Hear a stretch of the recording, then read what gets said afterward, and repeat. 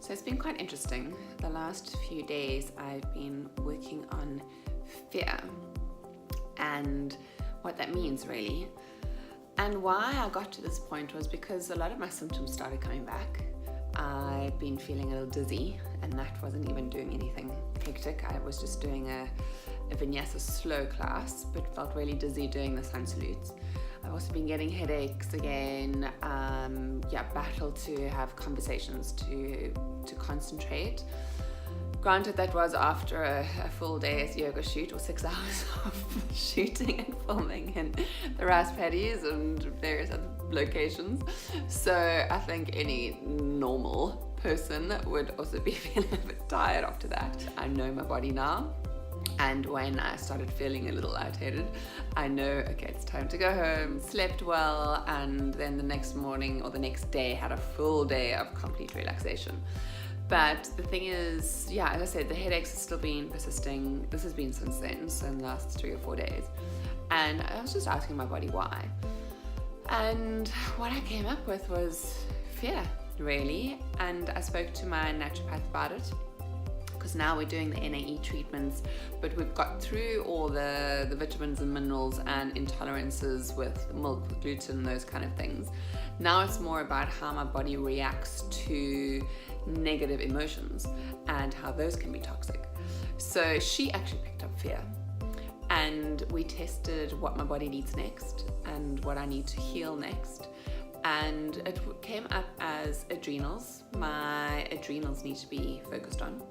And when we looked into that, she said it's the emotion of fear. So she said, before I come and see her for the treatment, I need to think and figure out what it is that I'm so fearful about and why it's creating such havoc on my body. Since then, I've been self-coaching, I've been contemplating, I've been journaling, and just been really looking through all the layers of what that fear might be. So this is what we came up with. And I really unpacked that, and I was looking at it and I thought, okay, well, it's the fear of lack.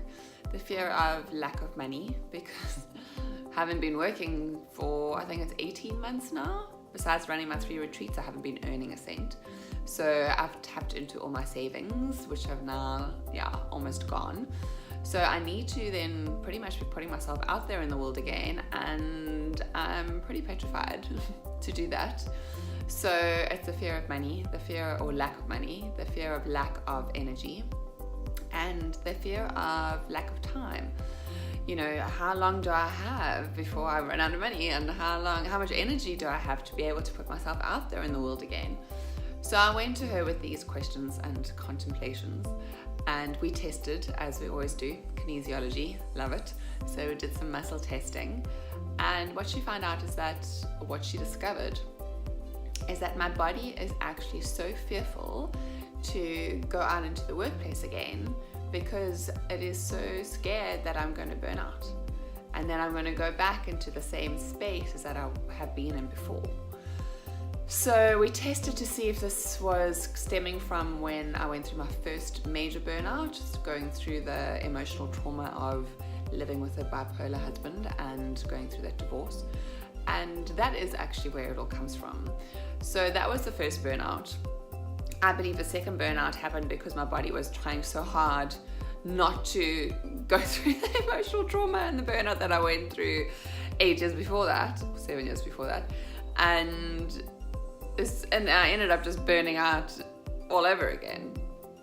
Anyway, so that's what it is that my body is so scared for me to put myself out there again, for me to start working again, for me to do anything, probably also even be in a major relationship again, like a marriage, because anytime I put myself in that position, then I burnt out. And I could feel in this whole experience and the session with her that everything, my whole body was like, don't make me do this, don't put me back into work mode again. And we did amazing exercises that really released that fear, and it was quite scary having to just kind of be in that space. But I did my own visualization while she was doing the treatments, the NAET treatment on me. And she even tested before, and then she tested afterwards, and she was like, This was before she did the treatment. That was just my own visualization that I'd done. And she was like, sure, you are like super strong in comparison. So I just found it so amazing that was just my mind. That was my mind telling my body, it's okay. And going through the step-by-step process that I've learned through my coaching, and what a difference that made. So that really helped with getting over the fear. And then also doing the NAET treatment, and for 25 hours, like I've been doing with the food, I couldn't go anywhere close to thinking about anything that's going to put me into fear mode and put my body into fear mode, especially with regards to work.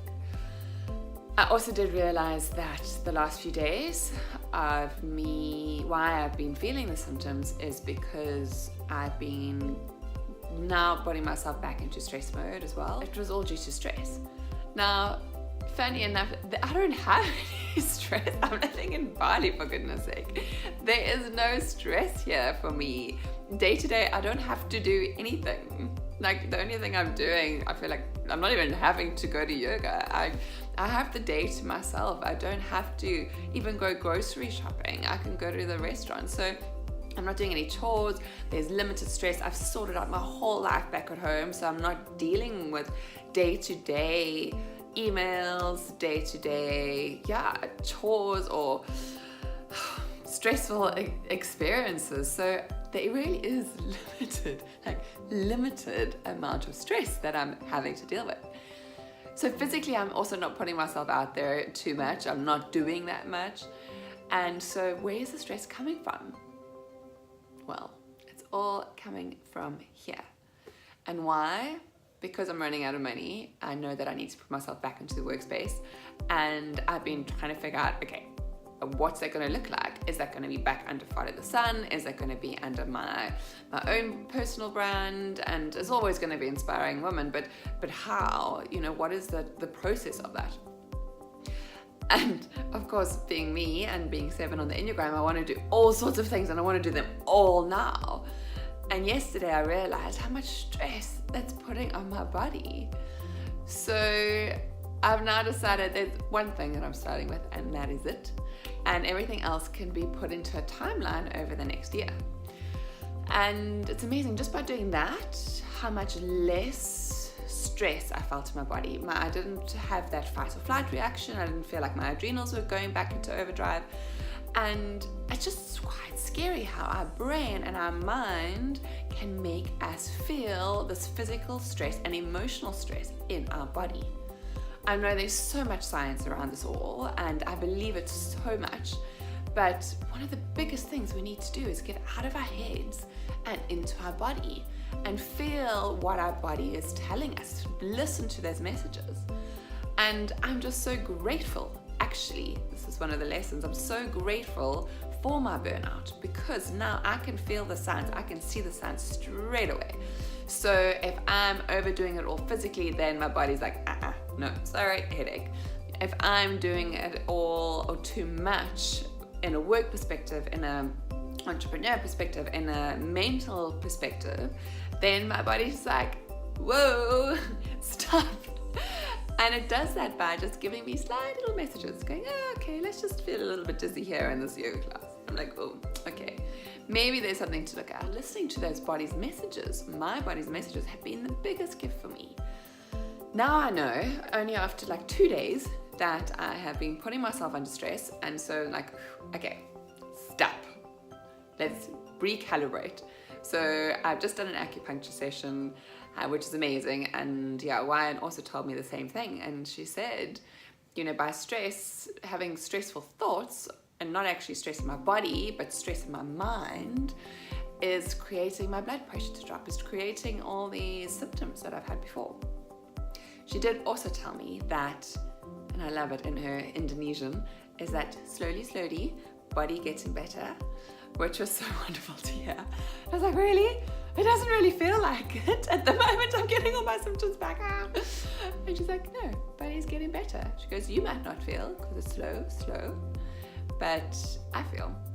And that's amazing, because she just feels your pulse. And I found it incredible that she is an acupuncturist, but she's more of an intuitive medical doctor. And she tells me that she heals by listening to people's bodies.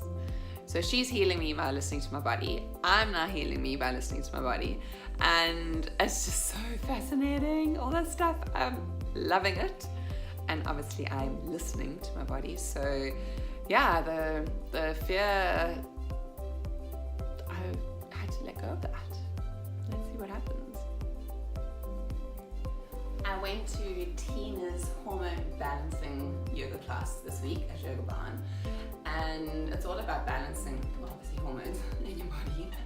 But what I really loved is this one posture that we did. The main aim is it's all about supporting your kidneys. Yay! So giving our kidneys lots of love, which is exactly what I'm working on at the moment, especially with regards to the water element and letting go of fear. So I've been doing this pose in bed in the mornings and making it part of my morning routine, and yeah, I think that's one of the best things. We can do this in bed. So yeah, I'll show you how it goes. On your belly and then coming up onto your elbows, and make sure your elbows are underneath your shoulders, and you can have your hands flat in front of you, so hands are shoulder distance apart as well. And then from here, as you inhale, you're lifting up out of your shoulders, so shoulders away from ears, and as you exhale, feel like you're drawing your elbows towards each other. So deep breath in, breathing out, deep breath in, breathing out, and deep breath in, lifting shoulders away from ears, exhale, elbows squeezing towards each other. And while you do that, you're giving your kidneys this beautiful flush. I think we did it about 15 times in the class. Just flushing out those kidneys. Deep breath in, breathing out. Yay! Happy kidneys!